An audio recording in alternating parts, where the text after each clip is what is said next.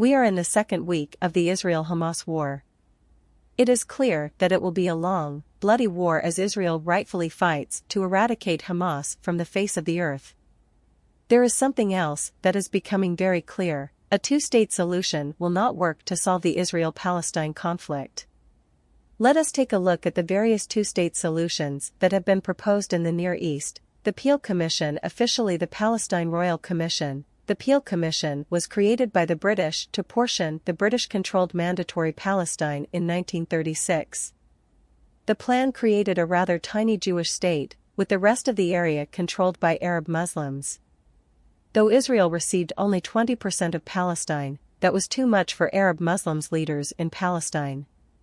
The Peel Commission recommendation begot a 3-year Arab rebellion in Mandatory Palestine that was not finally put down days before the start of World War II.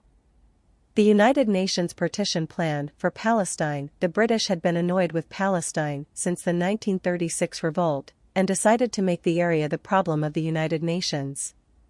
The UN voted on a partition plan that granted all of the cities and most of the developed areas to the Arab Muslims. Though the Jewish leaders accepted the plan, the Arab Muslim leaders did not. When Israel declared its independence May 14, 1948, practically the entire Arab world declared war on Israel. Israel of course won and occupied more of the Arab Muslim territory. The Arab world once again declared war on Israel in 1967. This was the Six-Day War, which is how long it took for Israel to defeat their enemies and occupy even larger swaths of territory. Then we get to the Yom Kippur War in 1973, which was yet another attempt by the Arab world to defeat Israel, this time with help from even more friends like Cuba and North Korea. Though a more difficult fight, Israel won the war, though did return Sinai to Egypt. For 50 years since then, Israel has been subjected to constant attacks, terrorist bombings, rocket attacks, and more from various Palestinian groups that are looking to inflict pain on Israel. Israel has restrained itself through much of that time. It took something like this, a cowardly and heinous attack by Hamas that killed more Jewish people in one day than any day since the Holocaust, to generate this kind of response.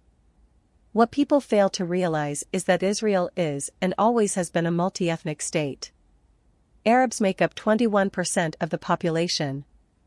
Non-Jews make up a quarter of the Israeli population, nearly 18% of which is Muslim. The Israeli army currently fighting Hamas is made up of all Israelis, Jewish, Muslim, Christian, and Druze, all side by side protecting their homeland. The problem here is not Israel. It is the political radicals in Palestine and Gaza that have convinced scores of their brethren that the Jewish people have no right to exist in Israel and that Palestine must be united under Palestinian rule, from the river to the sea. Let me ask you this: how is Israel supposed to survive like this? Why is Israel the only country in the world that is expected to give up their territory to groups that have been consistently trying to eradicate it from the face of the earth for the last 100 years? They have already tried to negotiate a peaceful settlement multiple times, only for Arab Muslim leaders to say no. When will international pressure be put upon Arab Muslim leaders to give peace a chance?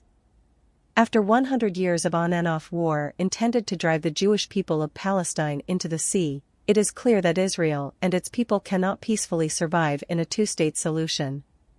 Therefore, the only solution is for all of Palestine, including Gaza and the West Bank, to become part of Israel. Then, and only then, will peace have a chance in the region.